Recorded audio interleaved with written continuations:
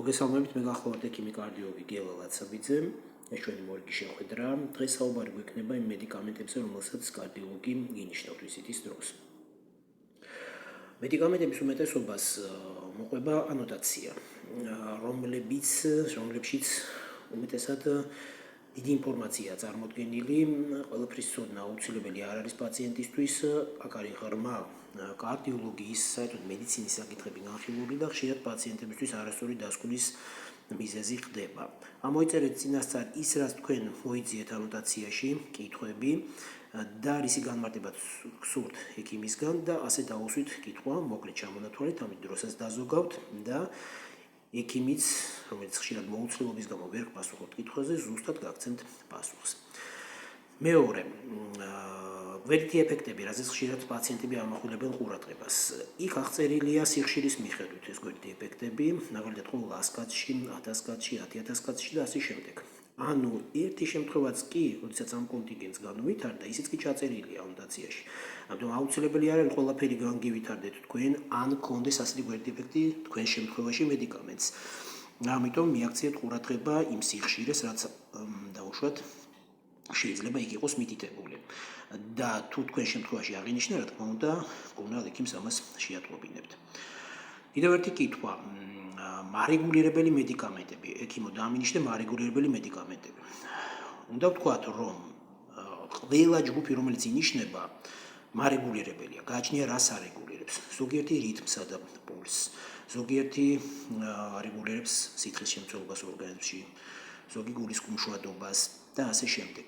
ანუ გააჩნია რა ჭარბობს თქვენ შემთხვევაში, რა პრობლემაა და შესაბამისად მედიკამენტის პრიორიტეტის მიხედვით ასე ინიშნება. ხშირად როდესაც კითხვა აქვს პაციენტებს, რატომ ინიშნება მედიკამენტები დილას და საღამოს. აქ ასეთი საკითხია განსახილველი, რომ ყველა მედიკამენტი, რომელიც წარმოდგენილია და დანიშნულებაშია მოცემული 24 საათის მოქმედების არის პრინციპში, მაგრამ ასე არ მოქმედებს კლინიკურად.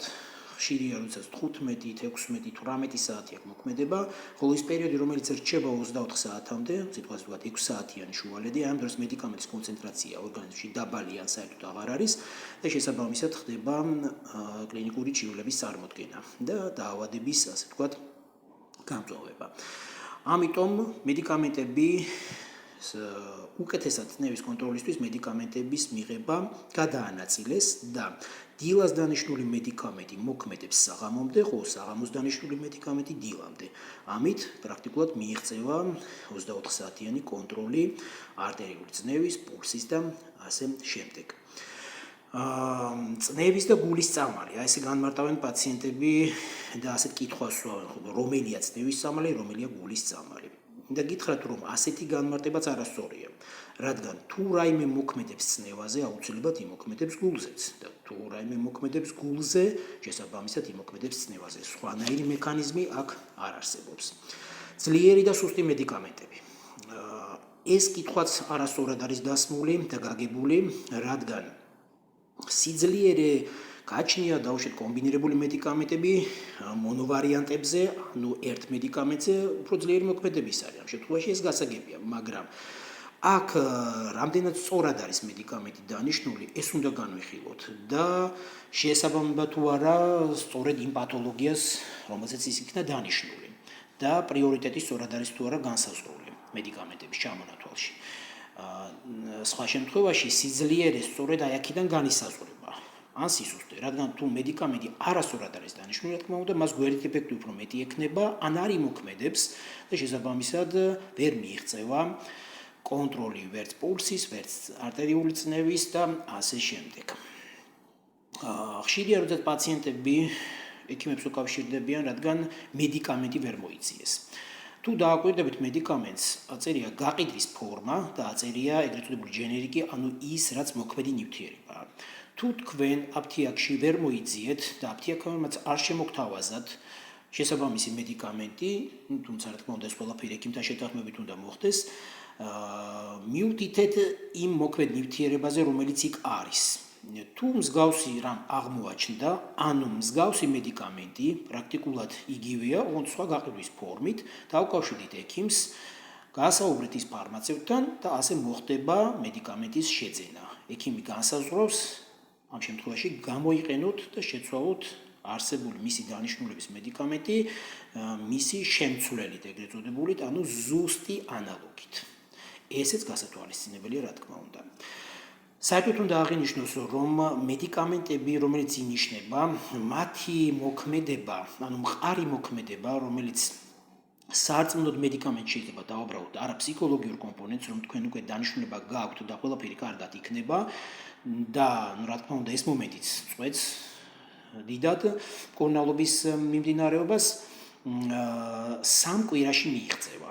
ანუ 3 კვირის განმავლობაში, ანუ 3 კვირის თავზე თუ თქვენი არტერიული წნევა, პულსი და სხვა კიდევ კომპონენტები, რომელიც ევალება მედიკამენტებს რომ აკონტროლოს, მიღწეულია და დასტაბილურდა ჩივილებიც, დასტაბილურდა პათოლოგიის მიმდინარეობაც, შესაბამისად სარწმუნოდ შეიძლება ჩავთვალოთ ეს უკვე მედიკამენტის მოქმედება და არტერიული წნევის კონტროლიც, პულსის კონტროლიც სწორედ აი ამ 3 კვირის განმავლობაში უფრო სკრუპულოზურად უნდა მოხდეს.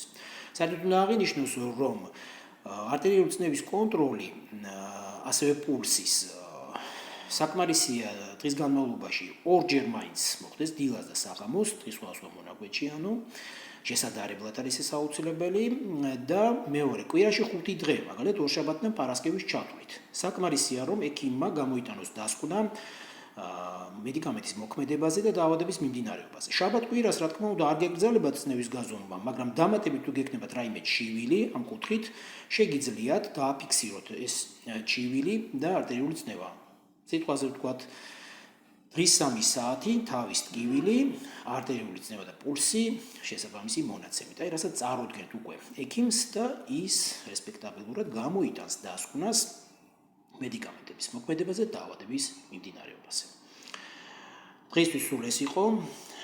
მოგწერეთ თქვენთვის აქტუალური კითხვები, გამოიწერეთ არხი, ისურვებ ჯანმრთელობას.